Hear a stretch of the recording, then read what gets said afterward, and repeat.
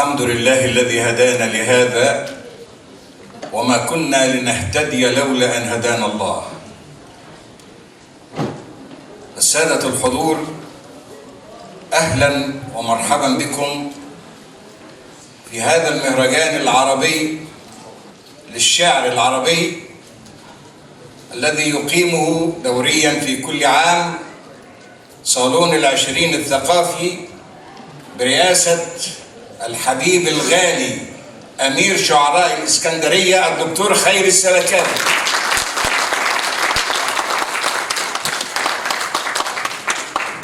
أرحب بكم جميعا وأرحب بكل ضيوفنا من جميع الدول العربية الذين يشاركوننا هذا المهرجان في كل عام. لهم منا من مصر كل التحية وكل التقدير والاحترام. هذا المهرجان الذي يقيمه الصالون الثقافي الصالون العشرين إنما يحرص دائما على أن يجدد هذا اللقاء، ليس لمجرد إلقاء كلمات أو قصائد أو تعارف، ولكن هذا المهرجان إنما هو إثراء للغة العربية، هذه اللغة التي بدأت تندثر بين الشباب، هذه اللغة التي تشقى في أتون الجهالة والألفاظ السوقية واللهجات المستحدثة وفساد الذوق، إنها تشقى في السماك الأعزل وتحترق في هذا الأتون. نحن كشعراء وكأدباء وكتاب لابد أن نستيقظ الآن، وإلا ضاعت منا أعظم لغة في العالم، لغة الإعجاز، لغة القرآن الكريم. أيها السادة، أحييكم ولن أطيل عليكم، ولكني أحيي مرة أخرى برغم ظروفه الصحية أبى إلا أن يشارككم هذا المهرجان تحية له وتمنياتنا العظيمة لهذا الصرح الشامخ في تاريخ الإسكندرية والشاعر الدكتور خير السلكاوي. تمنياتنا له بالصحة والعافية وأن يكون بيننا دائما، وأرجو له كل صحة وعافية وتقدير. والآن مع أمين المهرجان الدكتور عبد الناصر السعيد، فليتفضل. شكرا لحضرتك.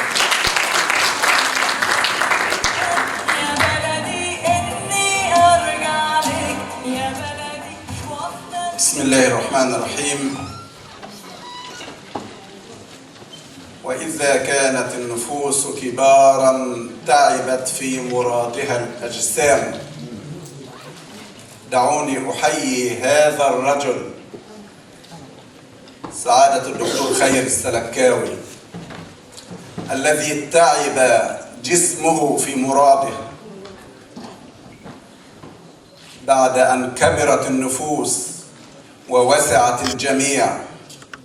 ونتاج هذه النفس الكبيرة هذا المؤتمر الذي يكبر يوما أو بعد يوم، هذا المؤتمر السنوي الثالث للشعر العربي، والذي بدأ بداية كبيرة متواضعة في نفس الوقت من هنا تحت عنوان الدراما والشعر العربي، ثم تلاه المؤتمر الثاني، ثم أبت النفوس الكبار إلا أن يكبر هذا المؤتمر ليصبح مؤتمرا دوليا عربيا بمنتهى الصدق والإخلاص. وما كان لهذا المؤتمر أن يعقد في هذا اليوم إلا بنفسه الكبيرة التي أبت إلا أن يستمر المهرجان وأن يكون موجودا بيننا اليوم رغم كل الصعاب. ولكننا نتعلم أن النفس الكبيرة لا بد أن تصل إلى ما تريد وأن يتحقق ما يريد. هذا هو المهرجان الشعري الثالث الدولي للشعر العربي، والذي لم يتوقف عند الإسكندرية فقط، ولكنه آل على نفسه أن يتجول في ربوع مصر، وأن يشاركنا من الدول العربية ما يزيد على 9 دول عربية أراها هي كل جمهورنا أو جل جمهورنا. فأهلا بهم ومرحبا في هذا المهرجان. المهرجان هنا في الإسكندرية، وسننتقل في اليوم 8 من أبريل إلى جامعة الأزهر العريقة بروعتها وجمالها ورونقها وأكاديميتها وحرصها على اللغة العربية ووجود كليات للغة العربية بها في جميع محافظات مصر، ومنها كلية اللغة العربية بالمنصورة جامعة الأزهر التي أنتمي وأشرف بالانتساب إليها وإلى جامعة الأزهر، وأشرف بحضراتكم من مصر، من كل ربوع مصر ومن الدول العربية كلها. أهلا بهم في هذا اليوم في رحاب جامعة الأزهر في المنصورة، لنجدد العهد بأن تكون اللغة العربية السامقة الباسقة الراقية لغة الذوق ولغة الجمال، حتى تعيد إلى عقولنا وإلى أذهاننا وإلى خيالنا وإلى سلوكنا وإلى تصرفاتنا هذا الذوق الراقي الجميل، بعد أن شاعت الألفاظ المبتذلة كما يقول حبيب قلبي وهذا الشاعر العملاق والأديب والفنان الأستاذ عثمان محمد علي، الراقي بشعره وأدبه وفنه ولغته، يعلمها كل يوم من خلال أدواره المتعددة. دائما نجد أدواره تتسم بالرقي وبالمعالجة الاجتماعية الهادفة، لا يأخذ دورا مبتذلا ولا يتحدث إلا بلغة الحكمة والرقي.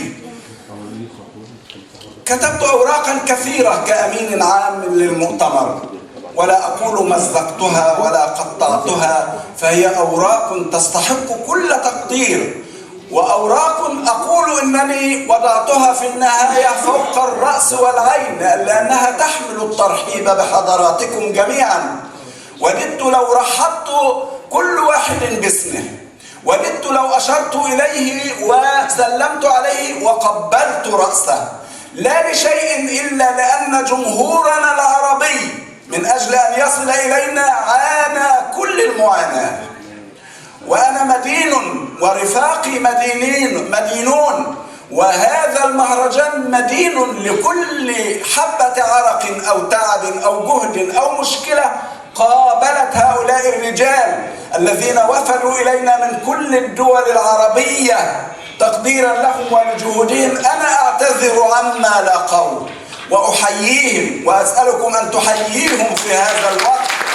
أهلا بكم في هذا المهرجان، وأهلا بكم في كلية اللغة العربية بالمنصورة يوم 8 من أبريل، وأهلا بكم في مؤسسة الكرمة في نادي التجارة في القاهرة يوم 12 أبريل، وأهلا بكم في الأوبرا المصرية يوم 13 أبريل مع شاعرنا العظيم والجميل الأستاذ جلال عبدين.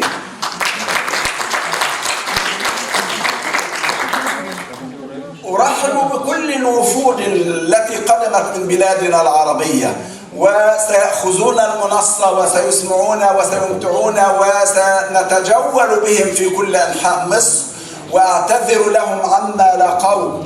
ولا بد قبل أن أبدأ حديثي عن المهرجان وأهميته أن نقف على روح شهدائنا جميعا وقفة أستأذنكم فيها للتعبير عن جلال ما يعانيه وما يقدمه هؤلاء الشهداء من شرطة وجيش وشعب. كلنا جميعا نتحمل هذا العبء نقرأ الفاتحة لأرواحهم. بسم الله الرحمن الرحيم. الحمد لله رب العالمين الرحمن الرحيم مالك يوم الدين، إياك نعبد وإياك نستعين، اهدنا الصراط المستقيم صراط الذين أنعمت عليهم غير المغضوب عليهم ولا الضالين آمين. تفضلوا. تحية خاصة يرفعها هذا المهرجان باسمكم للسيد رئيس الجمهورية إجلالا وإكبارا لدوره العظيم ولنتيجة الانتخابات الباهرة والمبهرة. هي ليست جديدة ولكنها تأكيد لدوره العظيم ودور مصر العظيم جيشا وشعبا في المحافظة على الأرض والعرض. نسأل الله الأمن والأمان لمصر ولشعوبنا العربية كلها. وإذا كنا قد قرأنا الفاتحة للشهداء فهناك أحياء شهداء، هؤلاء الشهداء أحياء عند ربهم يرزقون، وهناك أحياء وشهداء في نفس الوقت. هذا الشعب العربي الذي يتألم كل يوم، هذا الشعب الذي يرحل من بلاده ويهجر من بلاده ويحملون أطفالهم على أكتافهم ويرحلون من منطقة إلى أخرى، يخلون هذه المنطقة ثم يعودون إليها ويرحلون من بلادهم وديارهم ويجوعون ويعرون. تحية لهؤلاء الشهداء، تحية لهم وتقديرا لهم. وإن لم نوظف الكلمة من أجلهم فلا كانت الكلمة، إن لم نوظف الكلمة من أجل هؤلاء فلا كانت الكلمة. وهذا دورنا، دور الأنبياء والصديقين والشهداء والصالحين، وحسن أولئك رفيقا. هذا المؤتمر بهذا الامتداد والمساحة، وإن تحملنا عبئا كثيرا لكننا سنصل إن شاء الله وسنصر عليه، وسنبذل كل جهد هنا في الإسكندرية وهناك في المنصورة وهناك في القاهرة من أجل أن نتلاقى وأن نتعارف. وإذا بدأ اللقاء هنا فسيستمر على القنوات الإعلامية وسيستمر. كم كسبنا في اللقاءات السابقة من معارف ومن وجوه وتآلفنا معهم. اللي كان لا أدري هنا من فلسطين أم ليسوا موجودين هنا، أنا أحييهم اليوم في يوم الأرض وهم مرابطون وجالسون، والدماء تنزف على أرض فلسطين في يوم الأرض واستعدادا ليوم النكسة التي أرست وأرخت لوجود عنصر غريب عن أوطاننا وعن بلادنا، والشهداء ينزفون دماءهم كل يوم. تحية لشعب فلسطين وشعراء فلسطين، تحية لكم جميعا. وأتحدث عن المهرجان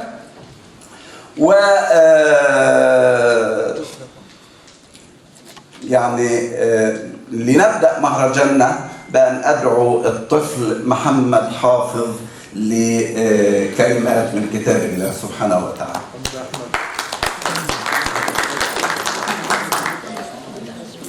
محمد تعالى من هنا. أعوذ بالله من الشيطان الرجيم.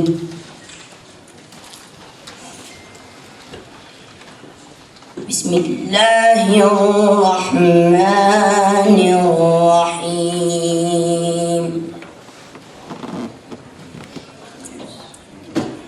تبارك الذي جعل في السماء بروجا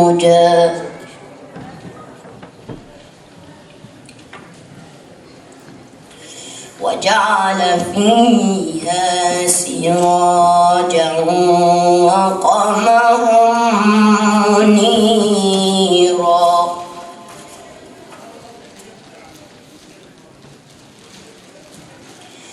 وهو الذي جعل الليل والنهار خلفة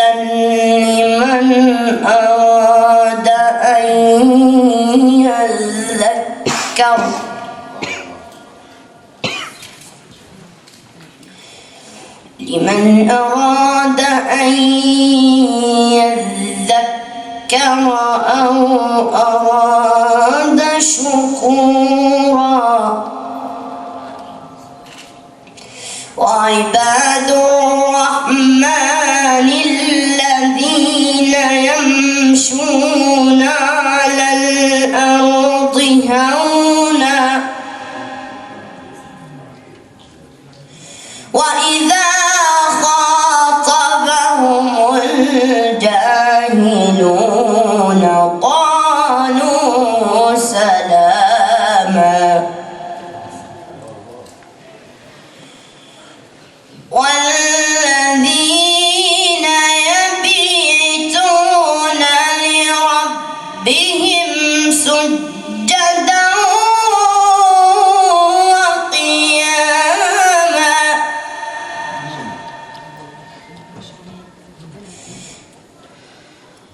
والذين يقولون ربنا اصرف عنا عذاب جهنم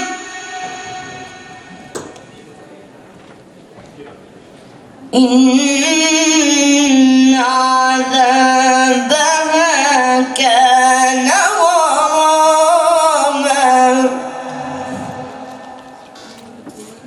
إنها ساءت مستقرا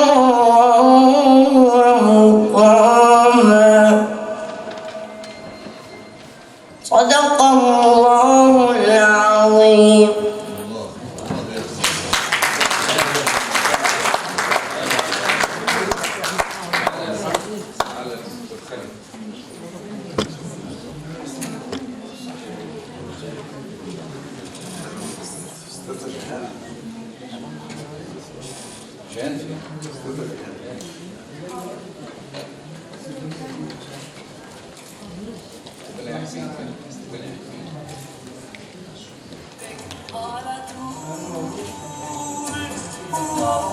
ذكريات كل اللي فات فاكرة يا بلدي قلبي مات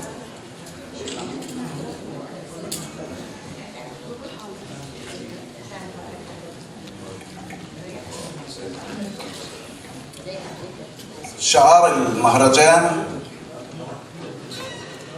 تحت راية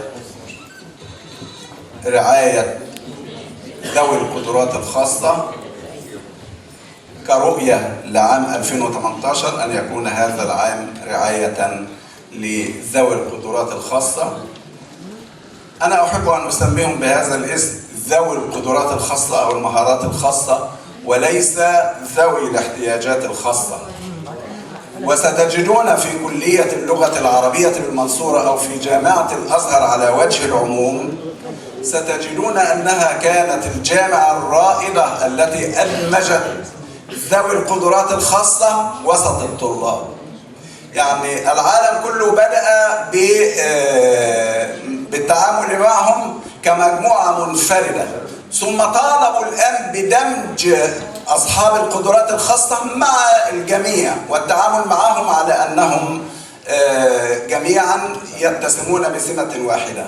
جامعة الأزهر منذ أنشئت وعندنا من السادة الأساتذة ورؤساء الأقسام والعمداء، يعني أذكر عندنا عمداء أكفاء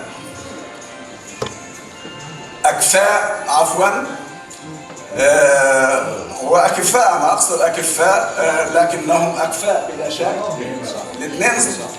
لا، هم أكفاء وهم أكفاء، المعنى غير الآخر طبعا. كانت الجامعة الرائدة في هذا المضمار. هذا العام سيكون عاما لذوي القدرات الخاصة، وسنقدم نموذجا في كلية اللغة العربية بالمنصورة. الأول على الكلية هو بصير، وليس الأول على الكلية فقط ولكنه ذو قدرات خاصة وذو مهارات خاصة فعلا. فأنا أتواصل معه على الكمبيوتر، وعندما كتب خطأ من الأخطاء في اللغة العربية وأنا أحادثه على صفحة الإنترنت، عبت عليه وتأثرت وقلت له دع قارئك يكتب بطريقة صحيحة، فقال لي أنا الذي أكتب مباشرة على النت وأحدثه. فتعجبت من هذا، لكنهم جميعا ذو مهارات خاصة ونحن لم نتوصل إليها بعد. هذا المؤتمر ضمن فعالياته ذوي القدرات الخاصة. أحب أن أنوه بعد أن اعتذرت وشكرت للإخوة العرب والإخوة المصريين الذين عانوا حتى وصلوا إلينا، أنا أشكر فريق العمل باسم المهرجان فردا لأنهم أبلوا بلاء حسنا من أسبوع ومن أسبوعين، والتحضير لهذا المهرجان في ظل الإمكانات وفي ظل العقبات. أنا أوجه لهم الشكر من خلال هذا المهرجان. بعد أن نوهت إلى الأيام الرئيسية التي تحكم المهرجان، وأرجو أن يكون واضحا لأن هناك شبه عدم تواصل بين الجميع، سنقيم صفحة للمهرجان وسيكون تحركنا واضحا في الإسكندرية وفي المنصورة وفي القاهرة لتذليل أي عقبات لأي إنسان. وصفحة كلية اللغة العربية بالمنصورة موجودة على الفيس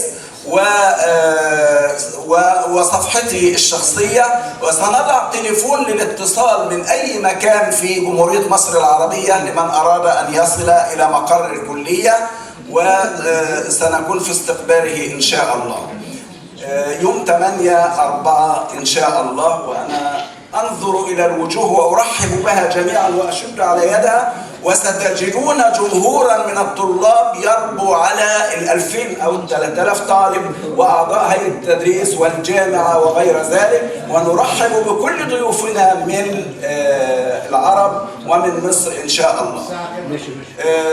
المفترض أن يبدأ الاستقبال في 10 إلى الساعة 11 لنعرف من الحاضر. بنعمل عملية مش عاوز اقول ابديت يا سعاده الدكتور، نقول ايه يعني غير التسجيل،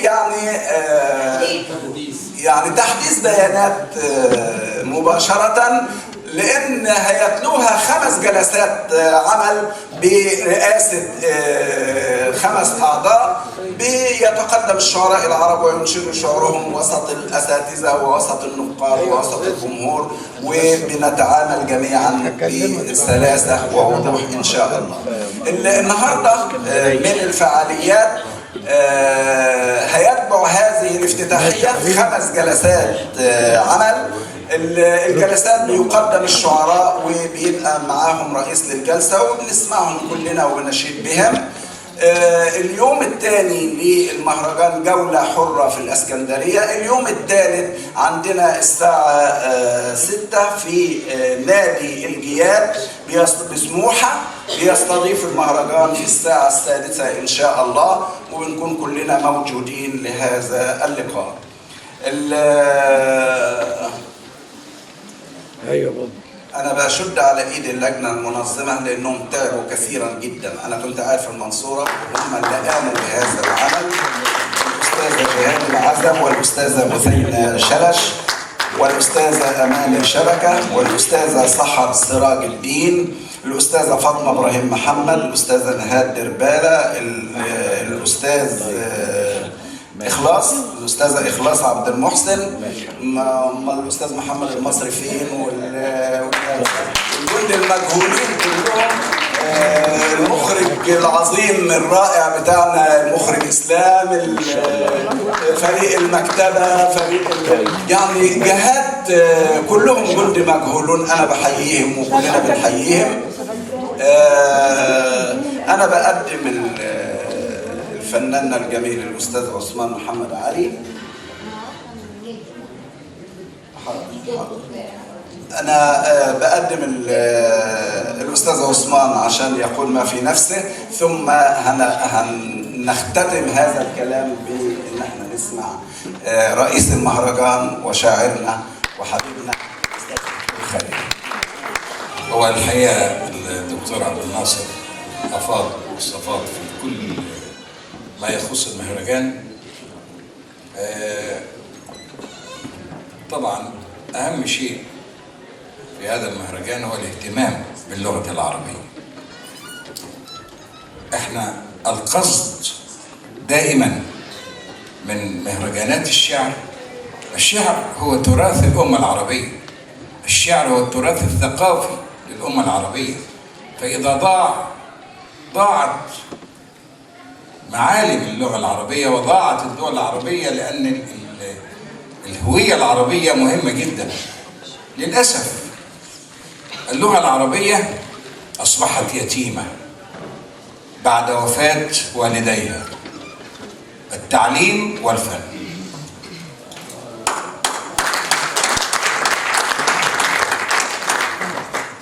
التعليم فاشل، الفن فاسد. هاتان المنظومتان إن لم تكونا بما نريد وبما نرجو لهما من تقدم ورقي فلن تقوم للغة العربية قائمة، طالما أننا نسعى إلى اللهجة الدارجة وإلى الألفاظ السوقية التي ابتدأت تأخذ مجراها في كل مجالات الحياة. شيء غريب، شاب يتكلم يقول لك يشتم أمه وأبوه بينهم وبين بعض في المدارس بأقذر الألفاظ ويضحكوا، وبعدين يقول لك أنت بتلعب في عداد عمرك. إيه ده؟ أنت بقيت خنيق، أنت مش عارف ألفاظ غريبة يعني الواحد عمره ما سمعها. ده ليه؟ لأن مفيش تعليم في المدارس من البداية، مفيش تعليم اللغة. الفن أصبح لغته منحطة، أصبح يقدم القدوة السيئة للشباب. والله هي مؤامرة على الأخلاق، أخلاق الشباب. وإن لم نستيقظ وننتبه إلى أن الفن فاسد والتعليم فاشل، هذه الأمة لن تقوم لها قائمة.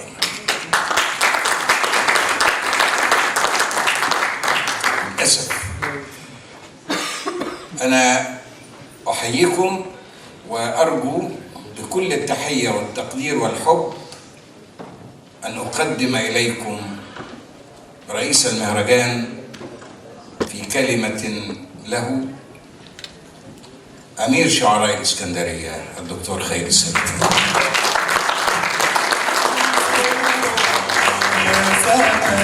صورنا يا زمان بسم الله الرحمن الرحيم، والصلاة والسلام على أشرف المرسلين سيدنا محمد صلى الله عليه وسلم الصادق الوعد الأمين.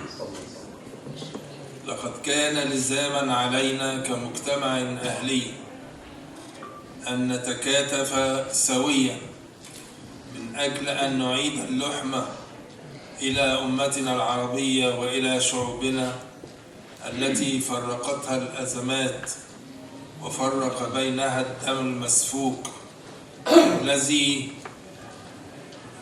لم ينتهي رغم كل محاولات رأب الصدع بين شعوبنا العربية، ولا ندري متى سيكف عنا هذا.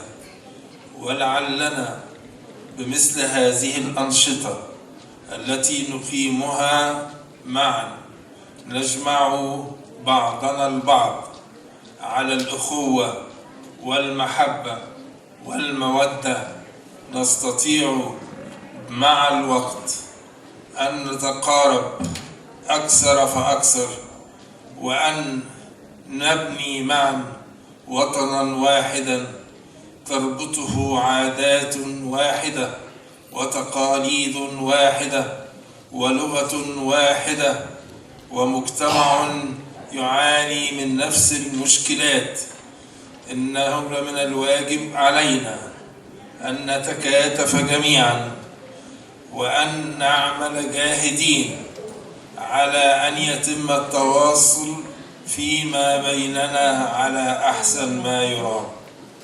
لقد كانت فكرة المؤتمرات الدولية المصرية التي نبعت منذ 3 سنوات مع ظهور صالون العشرين، والذي يضم صفوة رجال المجتمع السكندري الثقافي والفني، وعلى رأسهم أخي وصديقي وحبيبي كما نسميه الأب الروحي لفناني ومثقفي الإسكندرية الأستاذ عثمان محمد علي.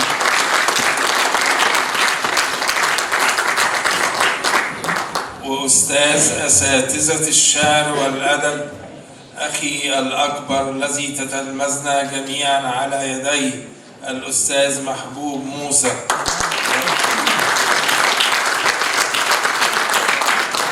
وأخوة أعزاء آلوا على أنفسهم أن يوظفوا جهودهم لتعليم النشء مبادئ اللغة العربية ومبادئ الشعر ومبادئ الاهتمام بلغتهم كالأستاذ أحمد شاهر وغيرهم. إن وجود قامات كبيرة بيننا في صالون العشرين، وعلى رأسها الأستاذ عزت الإمام مخرج المخرجين العظام الذي لم يتأخر لحظة واحدة في مساعدتنا في إنجاز كل المهام التي طلبناها منه، لهو دليل على أن الإسكندرية ستكون دائما منارة لإضاءة المجتمع المصري والمجتمع العربي الثقافي بكل ما هو جديد وبكل ما هو يعود بالنفع على شباب هذه الأمة. إن وجود صالون العشرين في الإسكندرية لا يقتصر فقط على أعضائه من المجتمع السكندري، ففي صالون العشرين أعضاء من القاهرة وأعضاء من المنصورة، وعلى رأسهم أخي وصديقي وحبيبي العالم الجليل الأستاذ الدكتور عبد الناصر السعيد الذي يبذل الجهد والعرق في جامعة كلنا يعلم أنها جامعة ذو توجهات دينية، ولكنه بمجهوده وبفطنته استطاع أن يوجه دفة المركب لأن تكون لها دورا رائدا في خدمة المجتمع الذي تعمل فيه. إن صالون العشرين لا يفخر بوجود هذه القامات الكبيرة من الكبار ومن الصغار ومن الشباب ومن النساء ومن كل من يريد أن يؤدي خدمة جليلة لوطنه مصر. إن مصر العظيمة التي كانت ولا زالت وستكون دائما هي ملجأ الثوار الأحرار، وهي ملجأ العرب جميعا، وهي الأم الكبرى والأخت الكبرى للعرب جميعا. ترحب بكم وترحب بكل الوفود العربية التي شرفتنا اليوم. كم أحب أن أقبل يد كل شاعر جاء من بلده وتكلف المعاناة وسافر لكي يلتقي بأصدقاء له هنا وليست للمرة الأولى، فهناك شعراء أراهم أمامي يأتون للمرة الثانية، وأنا على ثقة أنهم في كل مرة سيشرفوننا وسنفتخر دائما بهم. إن الإسكندرية منارة العلم التي بزغت فيها مكتبة الإسكندرية التي كان يحلم بها بطليموس ستكون دائما وعلى مر الأيام القادمة منارة ذو قيمة عظيمة نجتمع جميعا فيها كل عام، ومهما تكاتفت الظروف الصعبة فإننا لن نتوانى عن أن نقوم بمهمتنا كل عام في إقامة مهرجان للشعر العربي وللغة العربية، لأن اللغة العربية هي التي نحفظ بها ديننا ونحفظ بها دنيانا. إن تعاون شعب الإسكندرية مع شعب القاهرة، وعلى رأسهم كما أرى أمامي الآن الأستاذ الأساتذة أخي وصديقي الأستاذ جلال عابدين،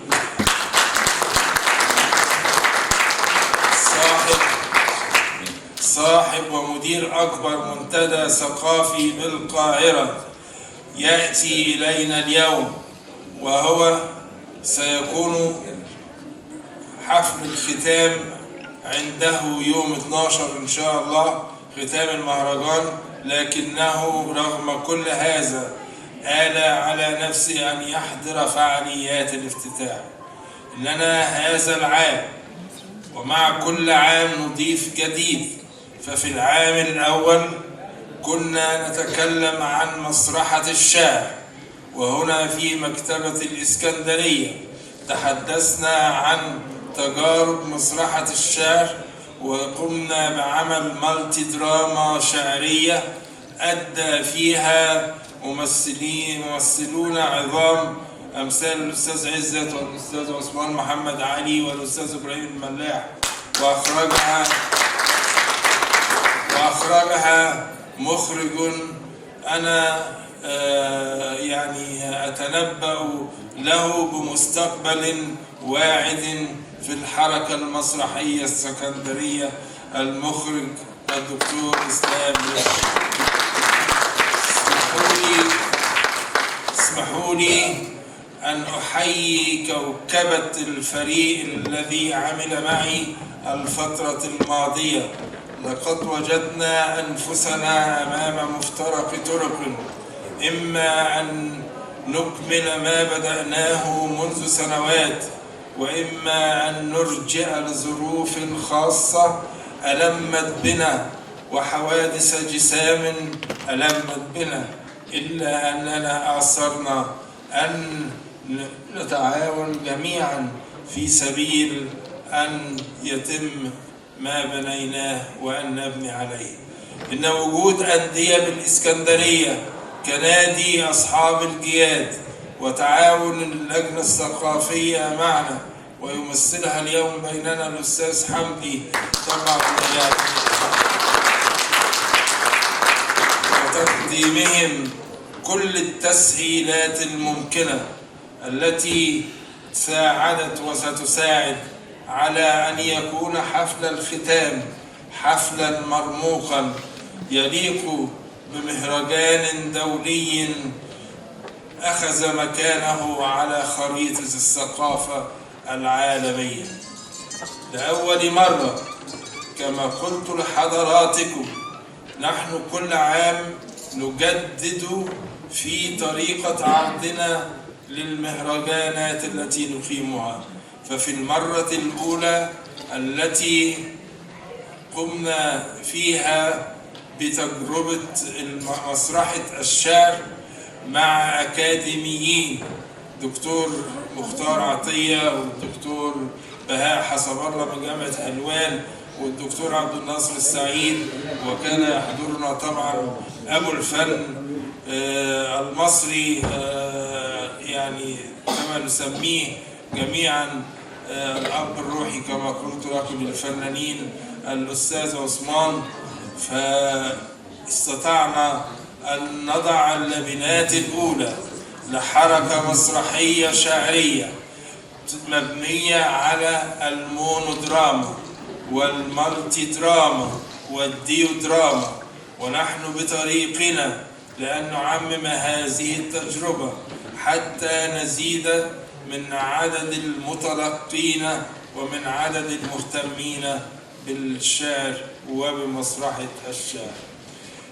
أما التجربة الثانية فكانت في العام الماضي، حيث استضفنا 45 شاعر من 19 دولة عربية، وكان الوفد العراقي، وأحيي الوفد العراقي مرة أخرى، كان الوفد العراقي على رأس الوفود التي شرفتنا بأكبر عدد من الشعراء. وبهذه المناسبة أتقدم بخالص الشكر والتقدير والإعجاب للإعلامية القديرة الأستاذة نضال العزاوي،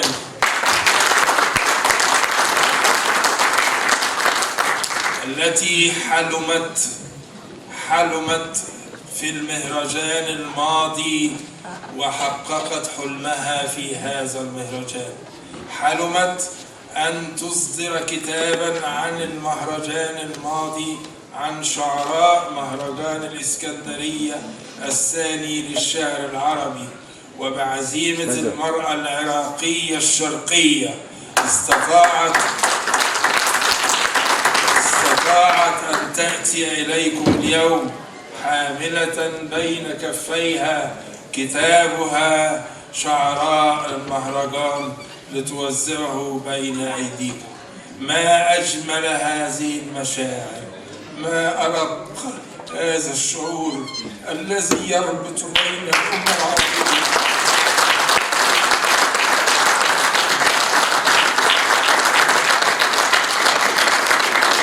قد كان يكفيها أن توزع هذا الكتاب من بغداد، ولكنها آثرت أن تحضر بنفسها لتلقيه عليكم ولتشارككم بهجتكم وفرحتكم. إن اجتماعنا اليوم في سابقة لم تحدث من قبل تجمع بين متحدي الإعاقة، وأنا أقول مبدعي ذوي القدرات الخاصة التي خصصناها هذا العام للمبدعين ذوي القدرات الخاصة البصرية والحركية. يعني أوفدت إلينا كوكبة عظيمة من الأدباء ومن الشعراء، وإنني لأحيي شاعرة وفنانة أتت من العراق، ورغم صعوبة المسافة ورغم شدة المجهود التي تحملته إلا أنها آثرت أن تكون بينكم اليوم. فإنني أرحب بكل مبدعي القدرات الخاصة وأقول لهم أنتم الآن بين ذويكم، أنتم الآن أصحاب الدار ونحن ضيوف عليكم، وستظل بيننا اللحمة قائمة دائما إن شاء الله في كل الأنشطة القادمة التي تتفق مع المبدأ العالمي القائم على الدمج وليس على الفصل.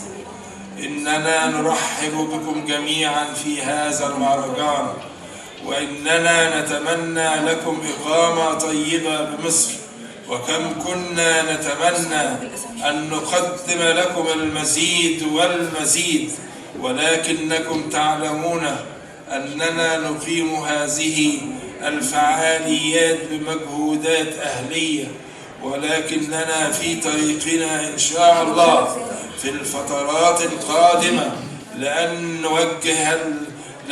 نتوجه للحكومة بأن تحاول بإذن الله أن نوفر إمكانيات أكثر وأكثر في المرات القادمة.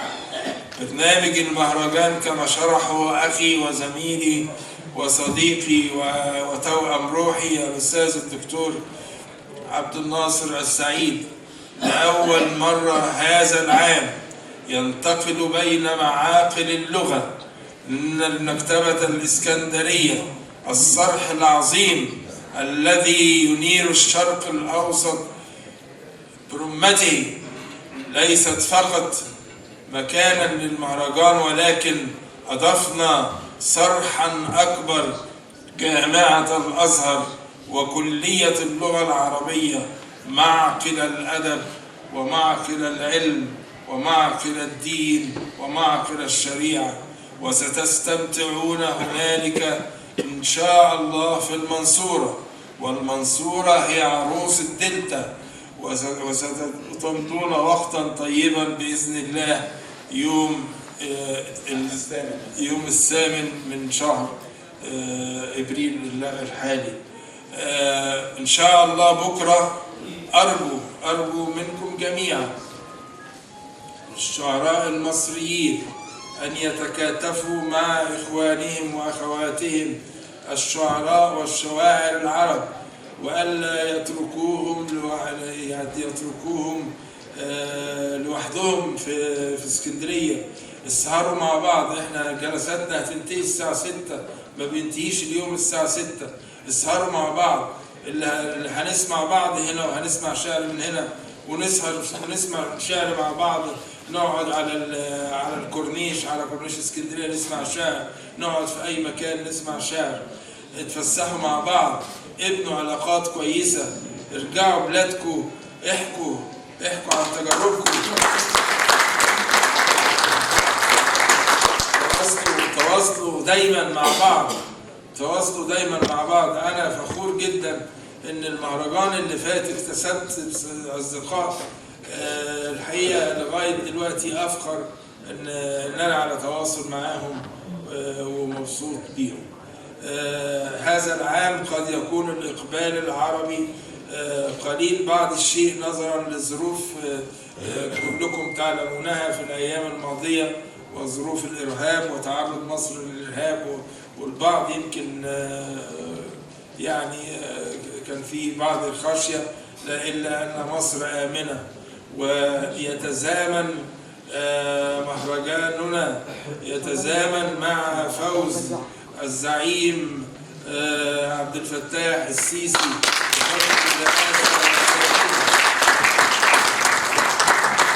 إن شاء الله ستظل مصر وسيظل جيش مصر هما الدرع الواقي للأمة العربية على الدوام بإذن الله. غدا في زيارة منظمة، مكتبة اسكندرية بتقدم لكم زيارة لمدة ساعتين من الساعة 12 للضيوف وللشعراء المصريين برضو، من الساعة 12 للساعة 2 زيارة منظمة في كل أرجاء المكتبة، في متاحف المكتبة، في سينمات المكتبة، في معارض المكتبة، وأرجو أن تستمتعوا بوقتكم. وبعد كده إن شاء الله بعد بكرة هنلتقي كلنا في رحاب نادي أصحاب الكياد، الناس الكرمة اللي هيستضيفوكم، وهنقضي إن شاء الله سهرة ختام جميلة. تمنياتي لكم جميعا وقت طيب، وأنا سعيد إن أنا بينكم النهاردة، والله أعلم أنا كنت فخور إزاي أنا جاي رغم تحذير الأطباء. كل الأطباء أجمعوا أن أنا جاي،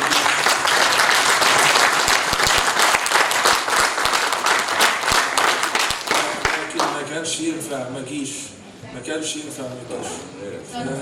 لأن أنا فعلا يعني عندي أمل إن أنا في يوم من الأيام لا أشوف حدود بين الدول العربية، ولا أشوف أنا يعني يمكن حياتي كلها قضيتها في الغربة على مدى 25 سنة، اتغربت فيهم وعشت 25 سنة في أوروبا. كنت بقابل العربي في أوروبا يعني مش عايز أقول لكم الساعة 1 بالليل واحد تونسي مرة وأنا كان لسه عندي 18 سنة ونزلت بلجيكا، قابلت تونسي الساعة 1 بالليل تايه في بلد عمري ما نزلتها، تنوا معايا لغاية لما سكنني في فندق واطمن عليا وكل يوم بقى يجي يسأل عليا ويقول لي أنت رحت مرة متحف اللوفر في باريس، ما صدقت كان جماعة كويتيين أسرة كويتية شافوني اتشعلقوا فيا قالوا لي مش سايبينك مصري، مش سايبينك لازم معاك طول النهار لما تفسحنا. قلت لهم أنا معاكم طول النهار، إحنا يا جماعة عرب، إحنا بتربطنا مودة وبتربطنا محبة وبيربطنا حاجات كتيرة أوي أوي أوي أوي. لازم كلنا يعني نحاول نقترب من بعض ونحاول يعني بقدر المستطاع إن إحنا نكون يعني قريبين من بعض إلى حد كبير. أشكركم جميعا.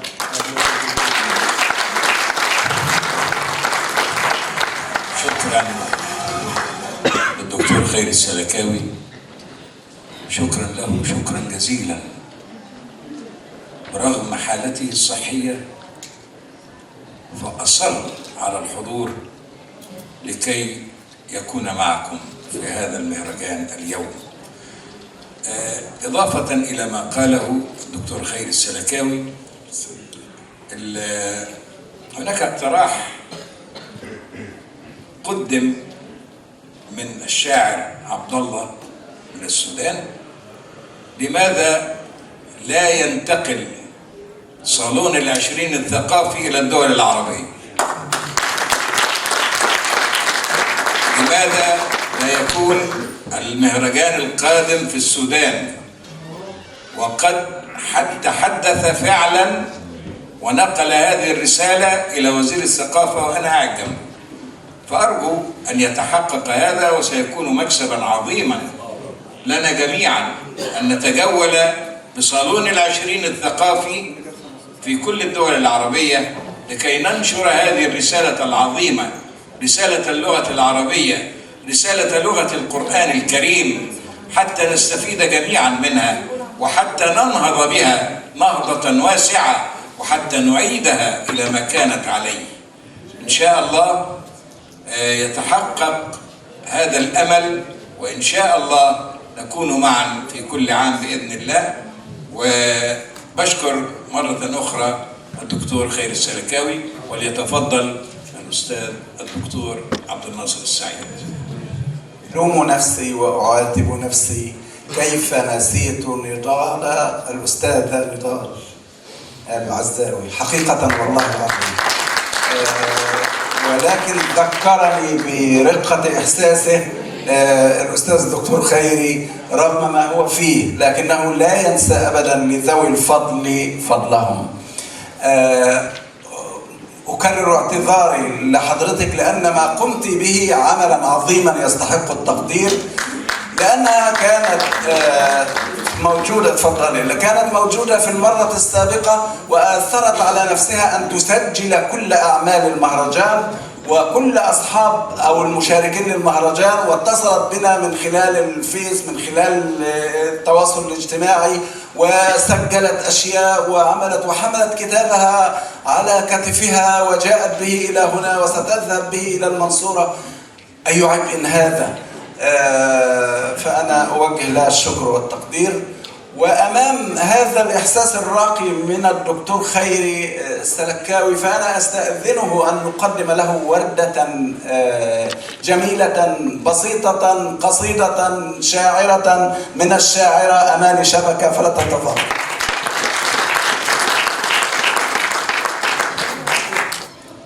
السلام عليكم ورحمة الله وبركاته.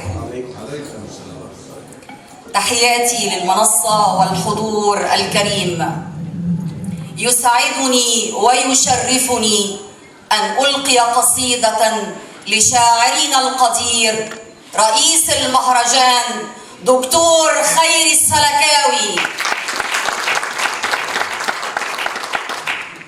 القصيدة بعنوان لوعة وهيام.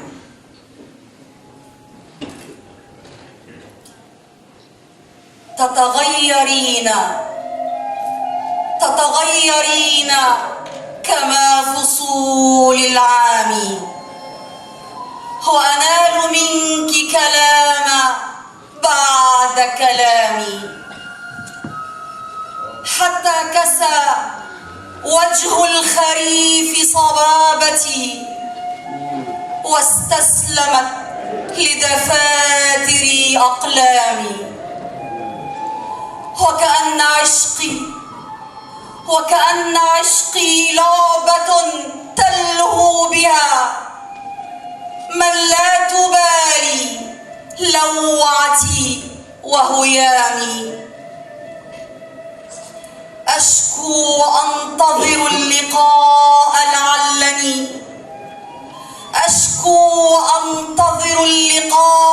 لعلني أحيي به بعضا من الأحلام.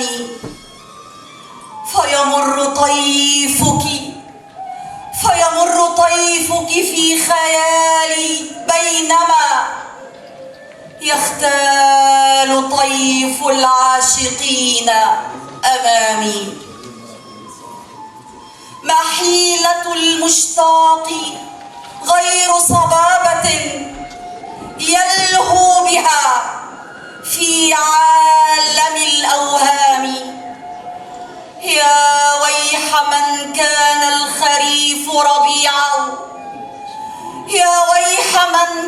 الخريف ربيعه، يحيا بدون محبة وغرام.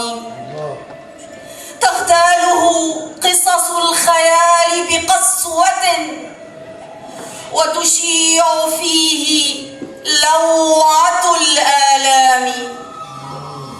إني عشقتك رغم أي موانع، وعبرت نحوك كافة الألغام. فحصدت من روض الغرام تلهفي لحبيبتي في صحوتي ومنامي.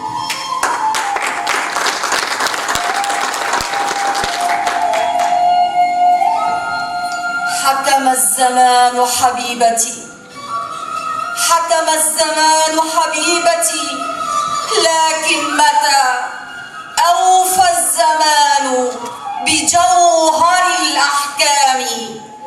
لا لن أبالي غير ما حكم الهوى. حكم الهوى تشفى به آلامي.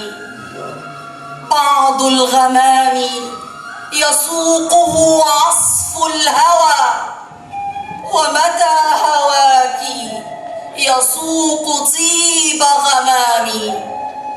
إن لم يكن قلب المحب حمامة، وهديله فيضا من الأنغام. أولى بقلبك أن يذيب ثلوجه، فالحب ما ملك الحشا بسلام. للحب معنى واحد في مقلتي، هو ما يقاوم دورة الأيام. للحب شر واحد في ملتي، هو ما يداويني بلا إيلام. للحب وصف واحد في مهجتي، هو غافر الزلات والآثام. هو غافر الزلات والآثام. شكرا جزيلا.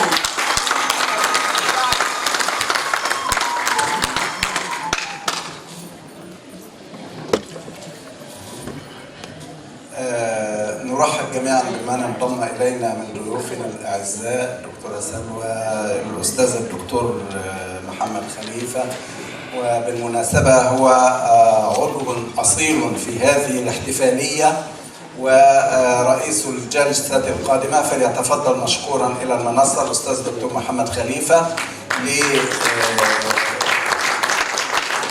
نستمع إلى الجلسة الأولى من الشعراء المصريين والعرب.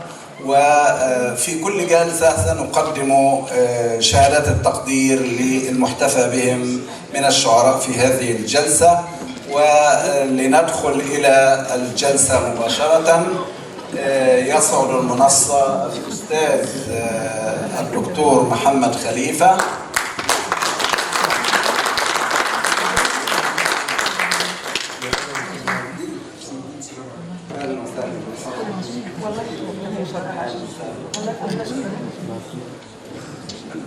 اهلا يا دكتور.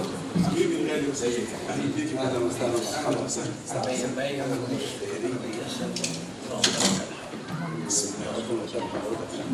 مصطفى شعبان من مصر، عبد الله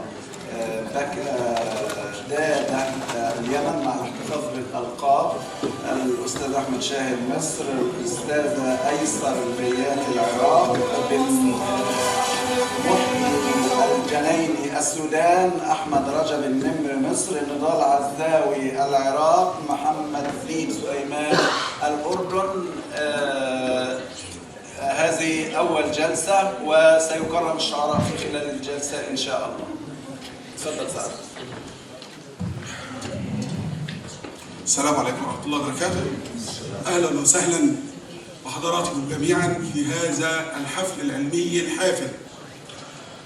اسمحوا لي أولا أن أرحب بضيوفنا الأعزاء من أشقائنا العرب، من المثقفين شعراء وشواعر الذين شرفونا في هذا المهرجان الدولي الذي يجمع بين الدم العربي ويجمعهم جميعا على لغة واحدة. أظن أنها ما بقيت لنا بعد ديننا في توحيد الشمل العربي، فإذا فرقت السياسة بين الدول لا تزال اللغة هي التي توحد بينهم. إذا فرقت السياسة بين الإخوة الأشقاء للحظات أو لأخرى تظل العربية هي المظلة التي تجمع الجميع حقيقة.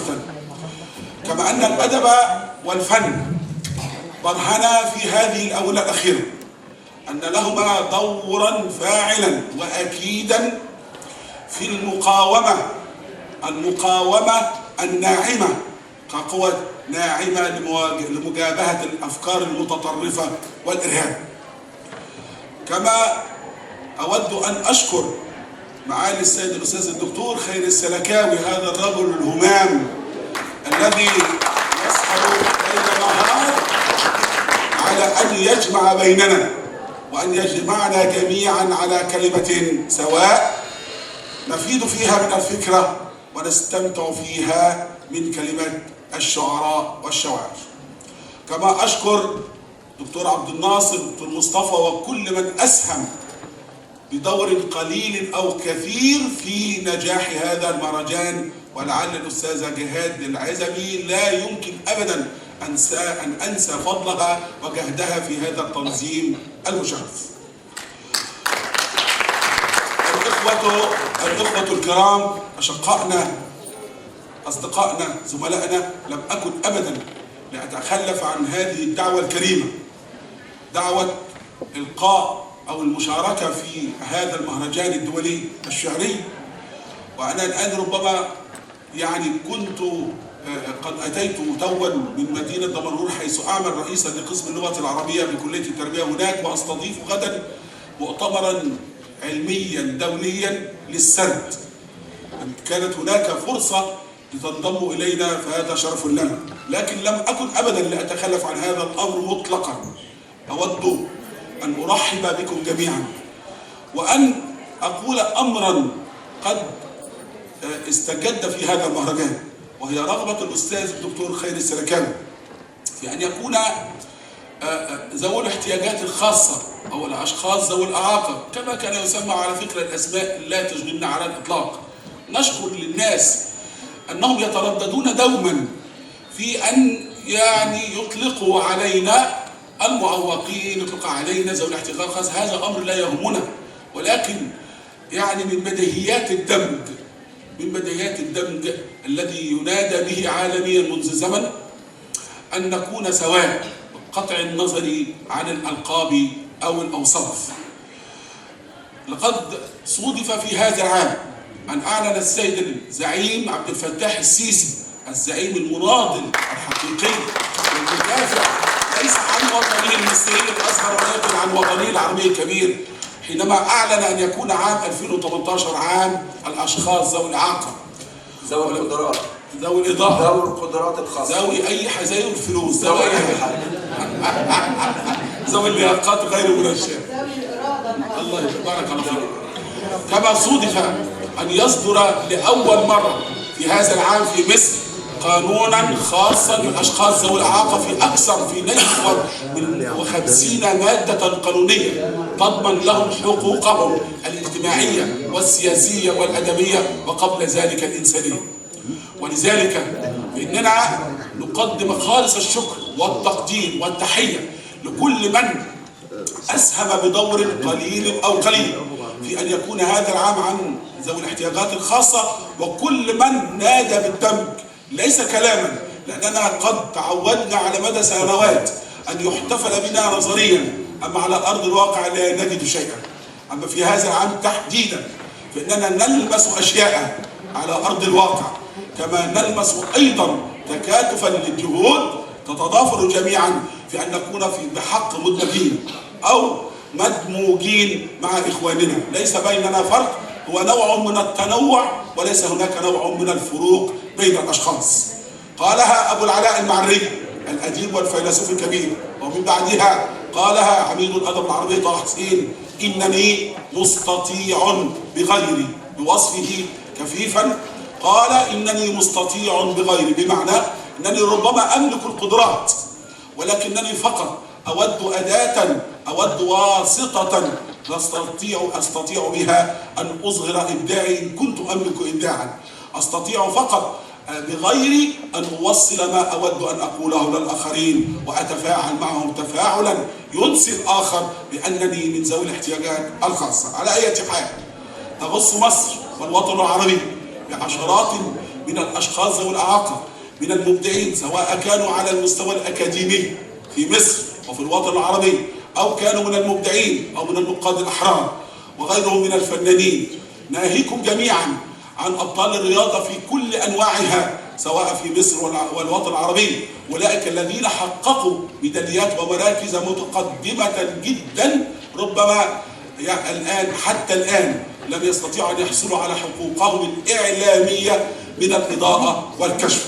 على أي حال نحن صبورون جدا ومعكم على الضرب حتى نستطيع أن نندمج معكم ونسمح لأنفسنا أن تندمجوا جميعا معنا، لأننا جميعا نعمل في خندق واحد.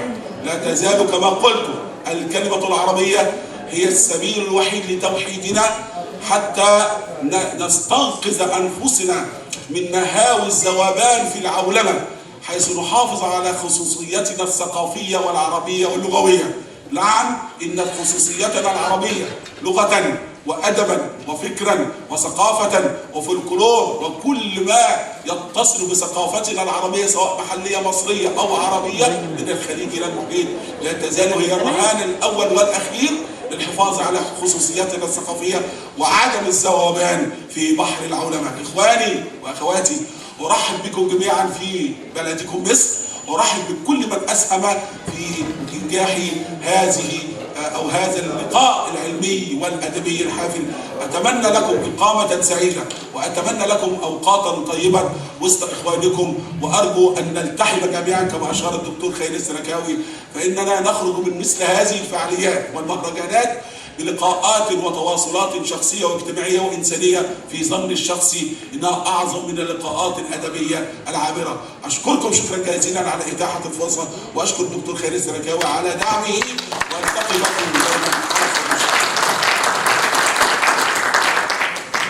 يطيب لي أن أوجه الشكر دائما للجند المجهولين الذين قدموا من وقتهم وخبرتهم لهذا المهرجان.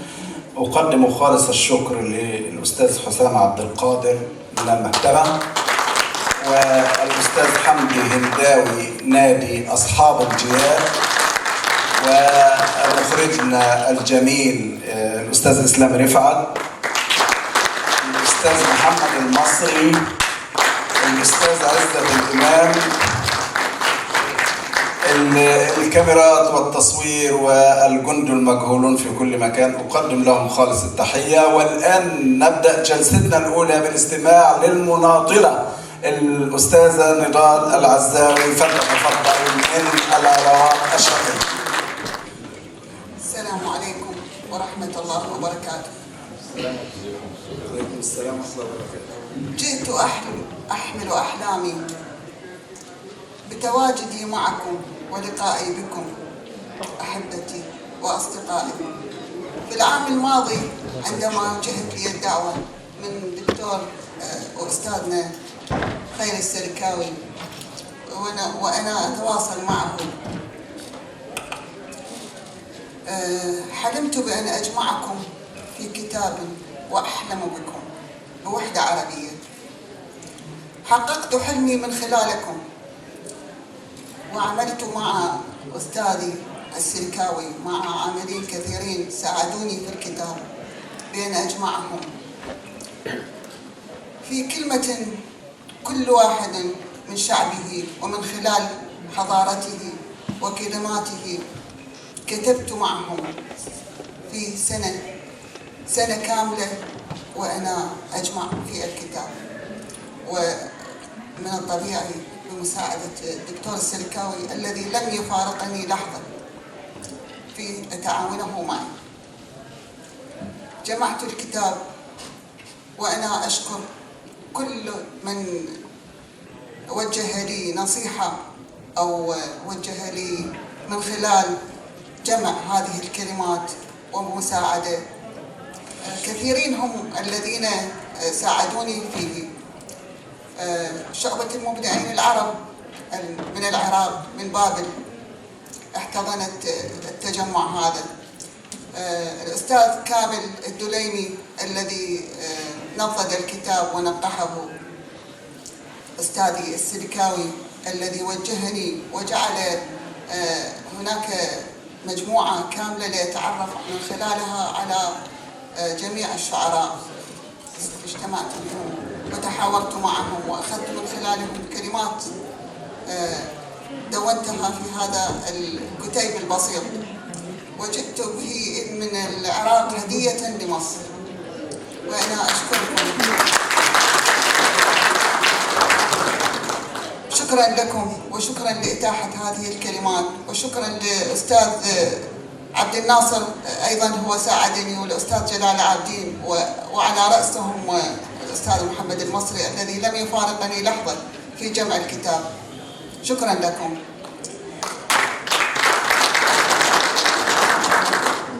قصيدتي البسيطة الذي هي أيضا هدية لمصر، وأتمنى أن تغنى طبعا. يا مصر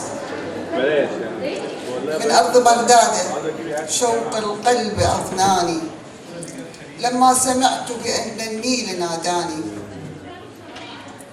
ودوحة النخل قبلي عندكم وصلت، رأيت بهجتها في موطن الثاني، فجئت والحب أوتارا بقافيتي تهدي الحمام إذا يصغي لألحاني. مصر العروبة جئت اليوم عاشقة، ففي ربوعك أصحابي وخلاني.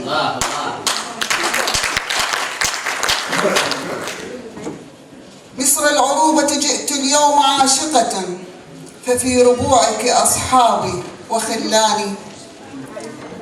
لنرسم الحب أو تأتي جانا لآلئها، تشق فجرا من الأفراح روحاني. إني أتيه بفخر لا حدود له، إذ تزدهي بزهور النيل أرداني.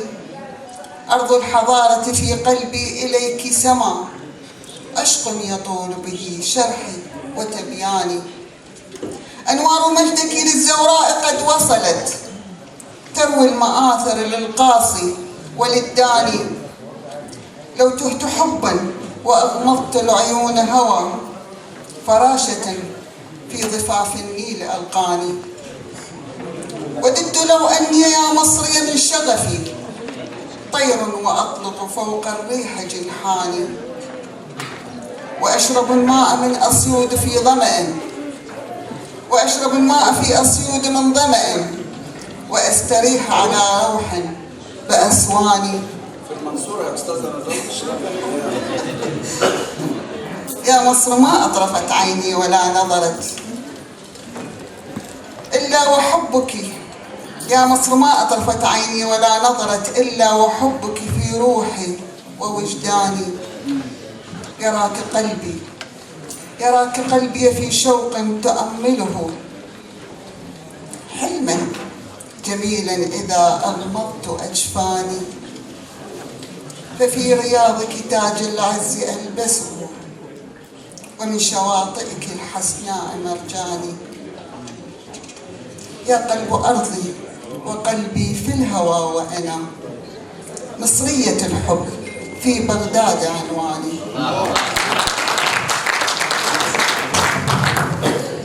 يا قلب أرضي وقلبي في الهوى وأنا مصرية الحب في بغداد عنواني.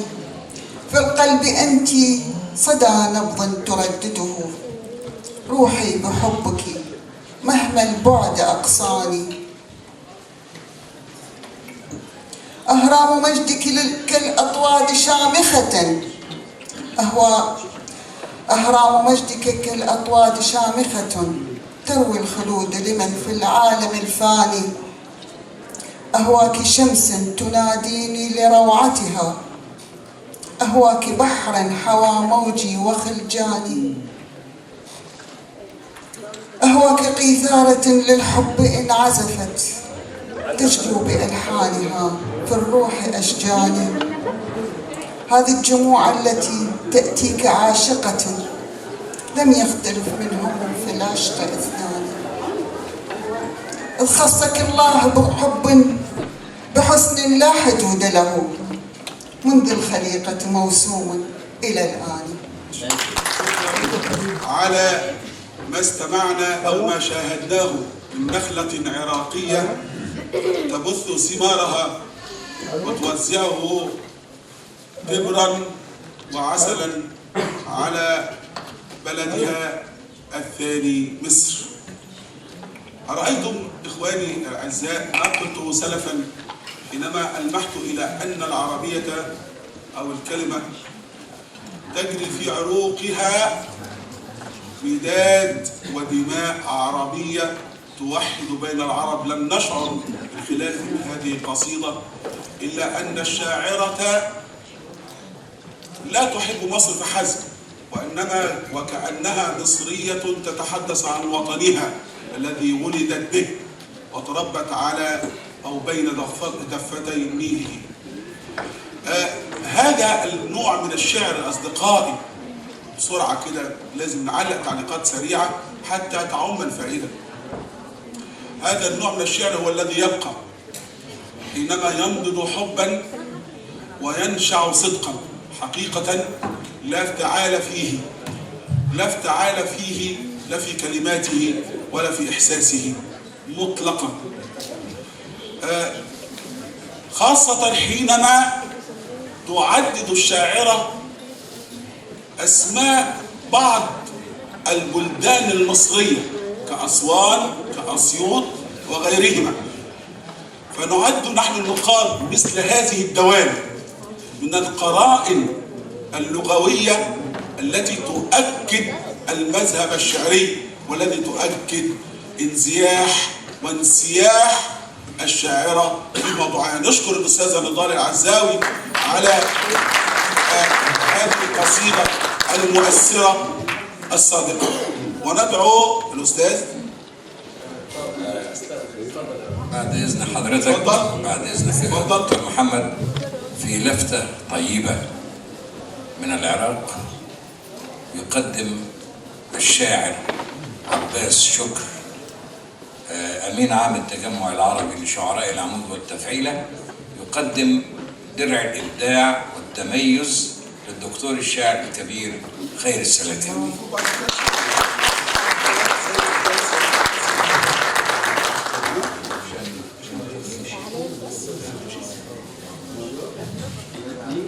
اتفضل.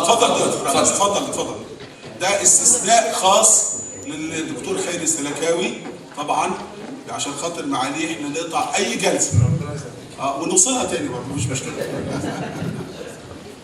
اتفضل يا استاذ.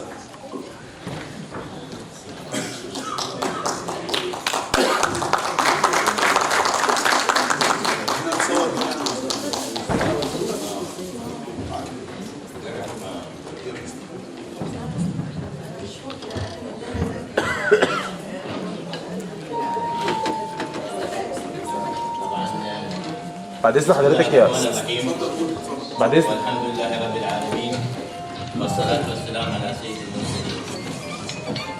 في العراق تم تأسيس استاذنكم في لقطه تذكاريه، ممكن نيجي كلنا تحت كلام على المنصه. تجمعنا جميعا هذه اللقطه مع الشعراء. لا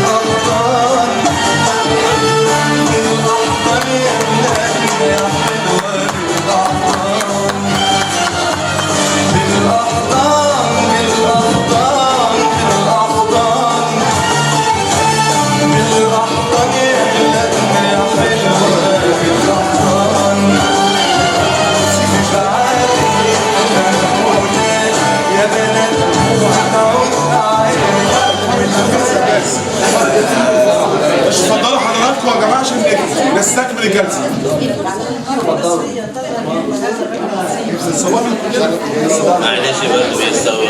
معلش عشان بس اعمال الجلسه يبتدي ونحافظ بس على نظام الجلسه. اتفضل يا استاذ عباس قول كلمتك. اتفضل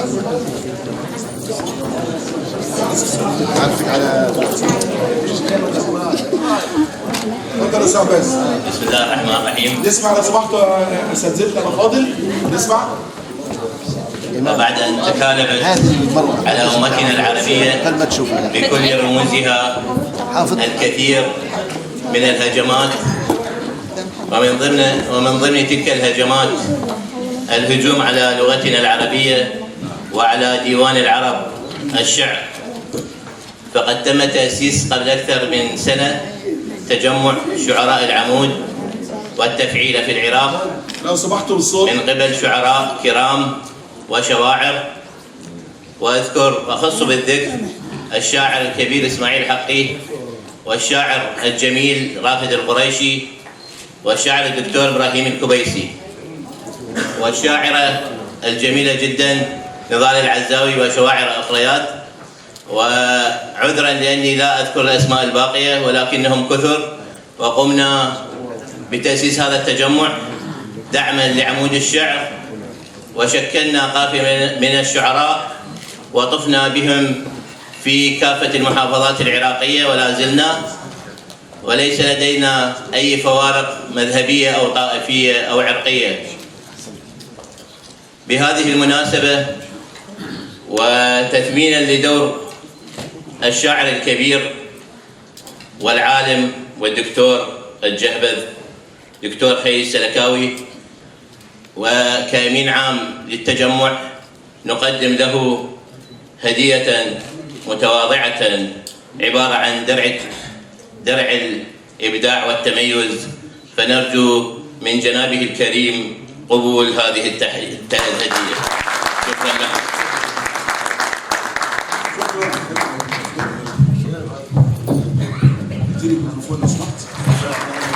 الجميلة الجياشة التي تمتلئ بها هذه الجلسة نحن نقدرها فعلا حق قدرها. الشاعر اسمه بعد إذن حضرتك وبلده خلاص، يبقى احنا لا نزال بين دكلة والفرات. نعم الأستاذ عباس شكر، الأستاذ عباس شكر يا أستاذ. الأستاذ عباس فين؟ طيب قول عليه دور. دكتور مصطفى شعبان وصل؟ طيب اتفضل. نرحب بالاستاذ الدكتور نقيب الصيادله، كما نرحب ايضا بشعراء من اسكندريه، شيخ الشعراء الاسكندريين الاستاذ محبوب موسى، واصدقائنا واساتذتنا وكلهم اساتذتنا. على فكره يا جماعه انا عندي مقوله على فكره لا اجادل فيها ابدا، معلش. انا ارى دوما ان الادباء من المبدعين هم اساتذه النقاد حقيقه، لاننا كنقاد نعمل على العمل ونكتب على الكتابه، فلولا ابداعاتكم ما كنا نقادا، لاننا نستقي ما نقوله نقدا من قولكم ابداعا. انتم ايها المبدعون انتم الاساتذه، منكم دائما نستمد الرحيق ثم نعيد تصنيعه وتعليمه، وبعدين بنضحك عليكم بعد كده بكلمتين في النقد. هلا يطلع الدكتور دكتور مصطفى شعبان من علامات جامعة اسكندرية حقيقة، وانا لا اجامله لانه صديق حقيقة. موضوعي جدا برضه فيه، بمعنى انه استطاع ان يكتب اسمه بحروف من نور في مجال اللغات او اللغويات. هذا الرجل قد حصل على الماجستير والدكتوراه بأعلى المراتب العلمية والتقديرات، وله أكثر من 5 أو 5 كتب في اللغويات واللسانيات تدرس. 6 كمان؟ ما قلتليش على السادس 6 ما جبتليش نسخة، خليكم شاهدين. السادس طلع من غير ما أعرف. أكثر من 6 كتب في اللغويات تدرس أو يدرس بعضها في الجامعات المصرية. شرف لنا أن ينضم إلينا الدكتور مصطفى شعبان أستاذ اللغويات بجامعة الإسكندرية لإلقاء واحدة من قصيدته، وهو رجل يجمع بين الأكاديمية والإبداع. الآن نراه شاعرا كما رأيته أنا أكاديميا. اتفضل دكتور مصطفى شعبان. دكتور مصطفى، بس اسمحوا لي أرحب بأخي وصديقي وحبيبي وتوأم روحي نقيب صيادلة الإسكندرية الأستاذ دكتور محمد أنسي، يشرفنا اليوم على رأس وفد من نقابة صيادلة الإسكندرية. فنورت يا دكتور محمد، شرف. يعني بنتشرف طبعا، والساده من نقابات مصر، يعني طبعا الدكتوره ايمان حامد من الاقصر، والدكتوره سحر من المنيا، والدكتور محمد نور طبعا. اهلا وسهلا، شرفتونا.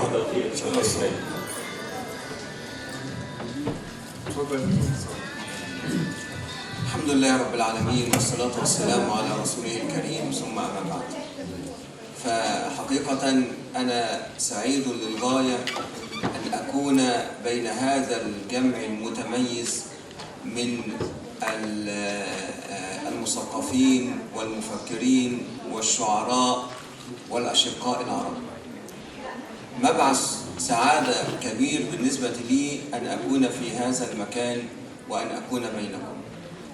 أشكر الدكتور خير السلكاوي على هذه الدعوة الكريمة لي، كما أشكر أخي وصديقي الأستاذ الدكتور محمد عبد الحميد الذي أعطاني أكثر من حقي، وأشكر جميع المنصة وجميع الحضور.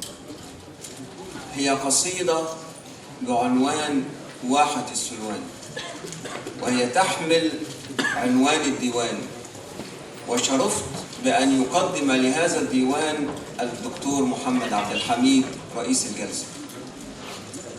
أقول فيها: لا تتركي قلبي يسير إلى الردى، ولديك آسرتي سبيل للهدى، مذ لاح نورك في سمائي سابحا، والقلب يخفق يبتغيه معبدا، يمسي ويصبح في حنين ظامئا، يرجو حنانك والرضا كي يسعدا. أنت الضياء له ونشوة صبحه، أنت السماء لنجمه، أنت المدى، أنت الحياة به ونبض عروقه، إن تذهبي تذهب أمانيه سدى. فبأي أرض بعد أرضك يحتمي، إن كنت أنت ولا سواك المنجدة، وبأي نبع بعد نبعك يرتوي، إن كان لا يرويه غيرك موردا، وبأي عطر بعد عطرك ينتشي، وشذاك بين ضلوعه قد عربدا، وبأي نجم بعد نجمك يهتدي، لا تتركيه بالضلال مقيدا، لا تتركيه تائها يبغي الجنى، ظمآن لا يرويه غيث أو ندى، حيران لا يدري الطريق إلى الهدى، يخطو فيسمع في الخطى صوت الردى. لو تعلمين حنينه وأنينه لرحمته حتى يعود مغردا، فعذابه قد أسكن الروح الدجى، وأتى على سحر الحياة وبددا. يا نجمتي ما زال قلبي عاشقا، ما زلت أمنيتي وقلبك مقصدا، ضيعت عمري في التناجي لا أعي إلا النداء عليك في قلبي ندى، الروض من شوق المهيب محطم يغتاله في قسوة ويل الصدى، والبدر من لهف عليك ممزق يحتار في ليلي يلوح مبددا، وأسامر النجم الحزين وأرتمي في حضن أيام الطوال مسهدا. حاولت أن أنساك، أن أنسى الهوى، أن أبدأ الترحال عن حبي سدى، أن أنشد الألحان من قلبي الذي أضنيته، هيهات لي أن أنشدا، هيهات أن أحيا وقلبي عاشق لا يجتني إلا جفاء ملحدا. من الأشواق لم تترك سوى لهب تمرد في دمي وتوقدا. يا واحة السلوان، يا واحة السلوان في أرض المنى، أنت الظلال لعالمي، أنت الهدى، لا تتركيني في الهجير محاصرا. ذلك الإبداع الذي يردنا إلى الرومانسية بحق. على فكرة الرومانسية مرت كمذهب أدبي بمراحل ثلاثة، لعل أصفى هذه المراحل وأكملها هي المرحلة الأولى التي غرد فيها شعراؤنا الرومانسيون خاصة في مصر كصدى للرومانسية التي سمعناها لكوليريدج وغيره من الشعراء الإنجليز. هذه الرومانسية تعكس صدقا في الإحساس، تعكس تضافرا بين الصوت والحرف، بين اللفظ والتركيب، حينما تتضافر تلك الأدوات اللغوية جميعا في إبراز دلالة لا نملك حيالها أو حيال سماعنا لها إلا أن نشعر بالصدق القائل والشاعر في هذه القصيدة التي ردتنا إلى عبد الرحمن شكري والعقاد والمزني ومطران وجماعة أبولو وجماعة الديوان جميعا كما قلت، حينما غردوا بشعر ينضح صدقا، حينما أعلوا من قيمة الحب قيمة تجمع بين كل أفراد الإنسانية مهما اختلفت دياناتهم ولغاتهم وألوانهم يبقى الحب أيضا رابطا بين كل من يحمل بطاقة إنسان. نشكر الدكتور مصطفى شعبان على هذا الإبداع الذي ردنا إلى زي ما بيقولوا الزمن الجميل، الفن الجميل، الشعر، الإحساس الجميل. جاء الدور الآن دكتور مصطفى. معايا سعادتك دكتور عبد الناصر، اتفضل. أرى دفء السودان يغازلنا بحرارته وقوته. الشاعر بن محيي الجنايني.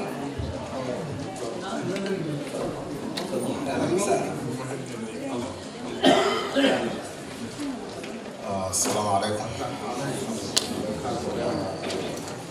كما أنا سعيد أن أقف هنا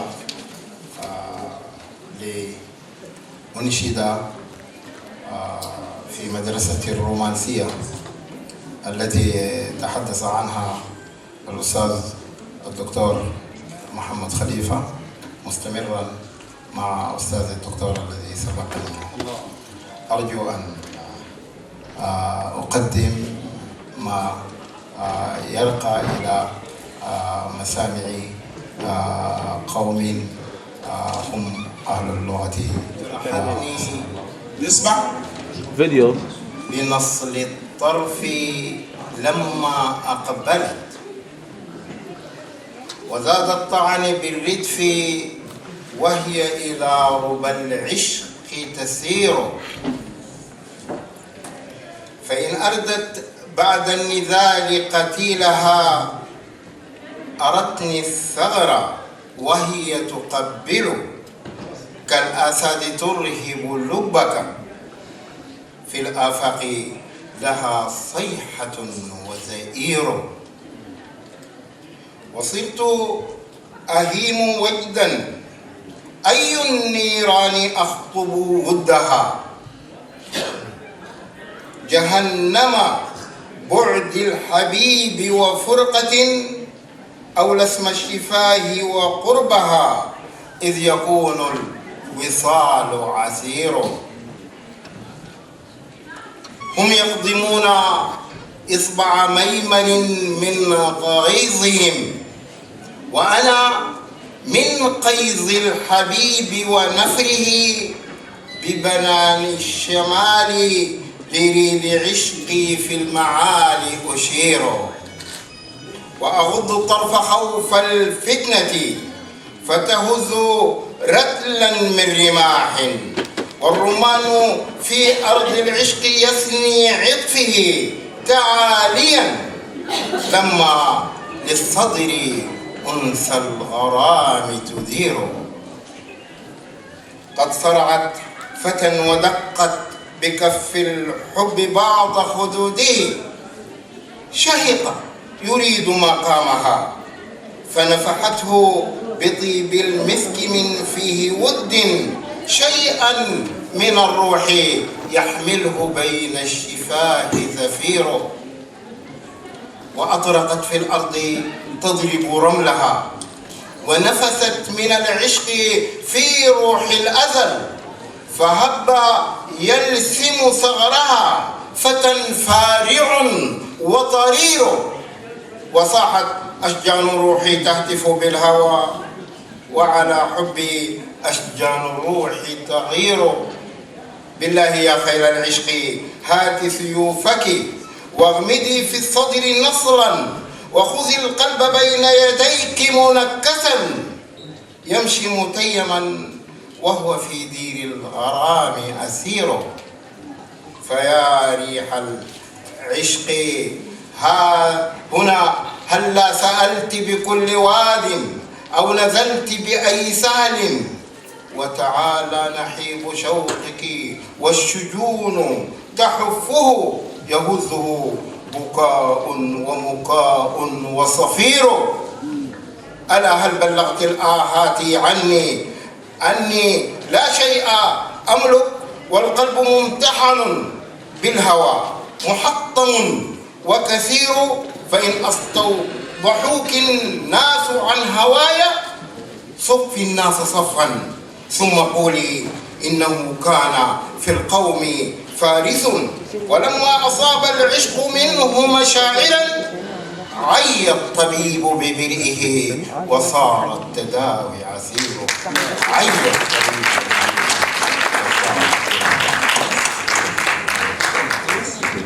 ما زال النيل يفيض عشقا رغم السدود التي أقيمت. ما زال فياضا بالعشق والجمال. تفضل يا دكتور خليفه. فعلا كما أضاف أستاذنا وألمح فعلا لا يزال النيل متدفقا حيا طازجا ينقل إلينا ماء وروحا وإحساسا نابضا. الحقيقة لو كان ليها تعليق تلغرافي نقدي كده عشان تبقى القعدة يعني بقدر الطاقة يعني ممتعة إبداعا وتكون قدر الطاقة مفيدة نقدا. أستاذنا الشاعر السابق بيفكرني بحاجة. عبد الله الجنيدي. الله ينور عليك يا دكتور يا أستاذ علي. فعلا بجيل من الشعراء يرتبطون بأواصر أو بروابط وثيقة بشعراء الغزل في العصرين الأموي والعباسي، حينما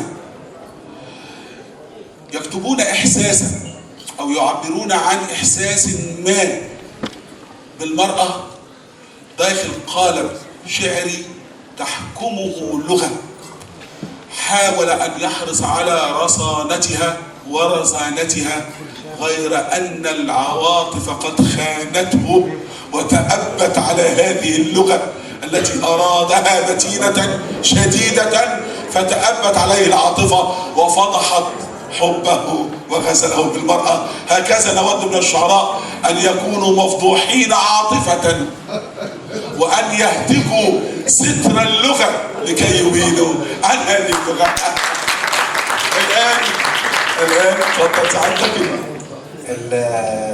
مع شاعر الأردن الجميل الأستاذ محمد ذيب سليمان، فليتفضل.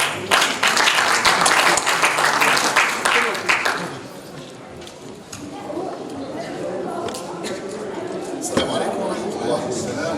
أسعدكم الله جميعا أيها الحضور الجميل. كنت قد أعددت قصيدة غزلية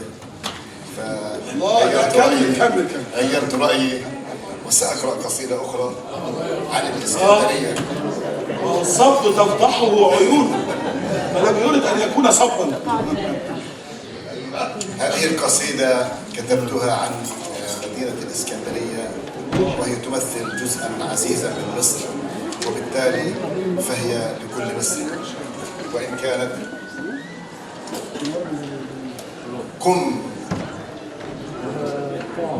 قم وارتجل أحلى الكلام طويلا، واجعل حضورك للوصال سبيلا، وأقم على كل الشواطئ عرسها، فالبحر أوسع ثغرها تقبيلا. قم واكتب الأشعار فيض عذوبة، واجعل حروفك متعة ورسولا،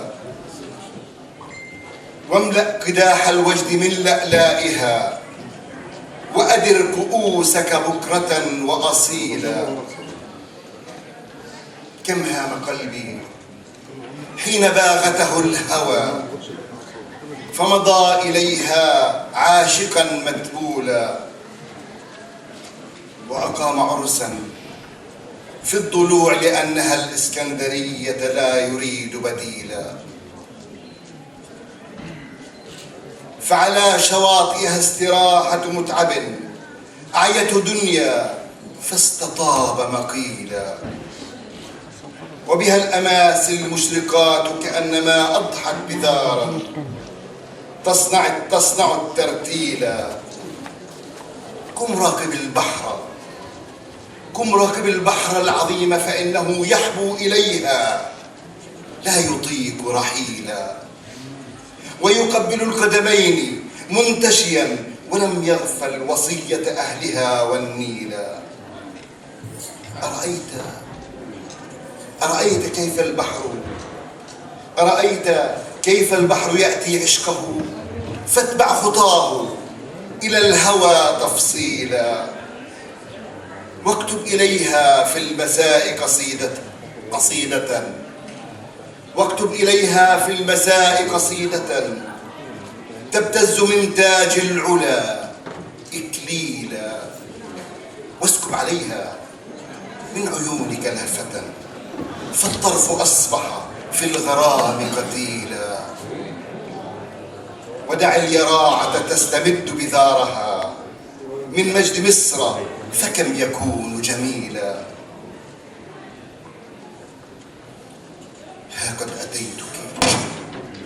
ها قد أتيتك عاشقا متلهفا فذر الجمال يقول عنك قليلا، وذري عيوني في الشواطئ تلتقي صور البطولة كم كتبت فصولا.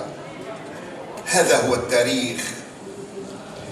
التاريخ يشهد أنها فوق الرمال تنزلت تنزيلا، حفظته للأجيال وجه حضارة إن العراقة لا تطيق ذبولا، حفظته للأجيال وجه حضارة إن العراقة لا تطيق ذبولا.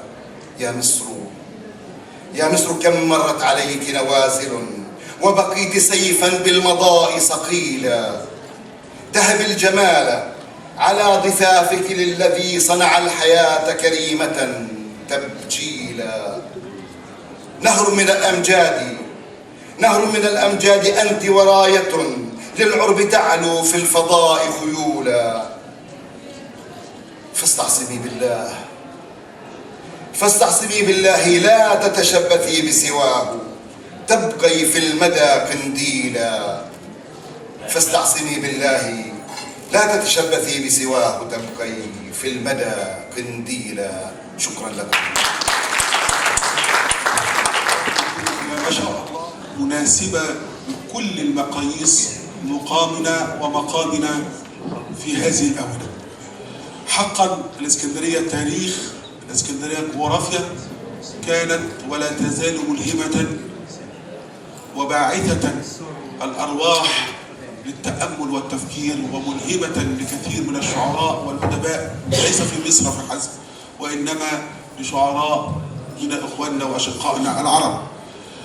هذه القصيدة أيضا تمتاز بميزة طيبة لافتة، وهي أن صورها تعتمد على أمرين: التنوع في التركيب، فهناك صور كنائية واستعارية، التنوع في التركيب أو في النوع في التركيب البلاغي أو في النوع البلاغي، والتنوع أيضا في الدلالة بالحب والوطنية والشعور العميق بالتاريخ. فلدى الشاعر عمق في الشعور بتاريخه وجغرافيته حينما رأى أمامه الإسكندر ماثلا يحاول أن يهدد مولودته الإسكندرية.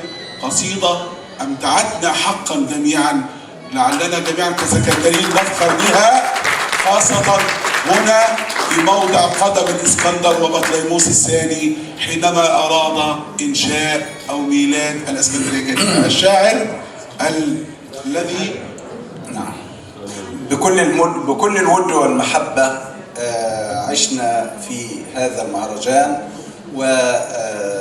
واحتفينا برئيس المهرجان وآل على نفسه أن يكون بيننا، وآن وقت يتحدث فيه بكلمة يشكركم فيها ليخلد إلى الراحة، و5 دقائق ونعود إليكم يتحدث إليكم الدكتور خالد. معلش أنا كنت أتمنى أستكمل معاكم اليوم كله، لكن طبعا أنا استأذنت من الدكاترة لمدة ساعتين، ولكن طبعا الساعتين امتدوا ل4 ساعات، ما أقدرش طبعا، كنت يعني ونفسي أقعد أكتر كمان وكمان، فبس أسمحكم لأني لازم أرجع المستشفى دلوقتي حالا.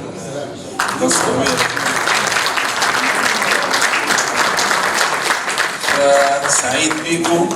وإن شاء الله يومكم هيبقى يوم سعيد وهيبقى مهرجان ناجح بإذن الله، ونلتقي بإذن الله بعد غد في أجياد إن شاء الله في حفلنا الساهر الكبير بإذن الله. واحنا بنقدر نشكر وجود الدكتور خيري السلكاوي ونثني على وجوده رغم ظرفه الذي ندعو له جميعا بتمام الشفاء العاجل باذن الله حتى يكون منورنا في كل فعالياتنا. شرفنا بك يا دكتور دكتور محمد خليفه. يسعدنا للحظات عفوا ان اتفضل دكتور خيري السلكاوي قبل ان يغادرنا الان سيكرم الاستاذ الدكتور مصطفى شعبان والاستاذ الدكتور محمد خليفه باعتبارهما من ابطال المنصه. دكتور خليفه اتفضل. شكرا جزيلا. شكرا للدكتور خيري. دكتور مصطفى اتفضل. دكتور مصطفى شعبان. كده ايوه كده كده انا عاوزها بقى كده. اتفضل دكتور مصطفى. انا بالظبط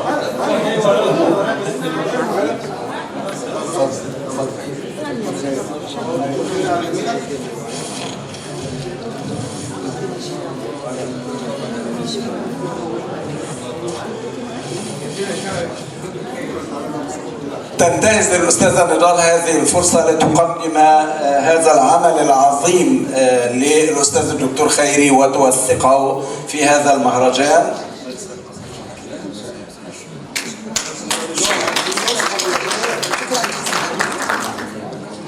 تفضل دكتور خيري واحنا قاعدين لاستكمال الجلسة وما يتبع من جلسات. اتفضل. اتفضل.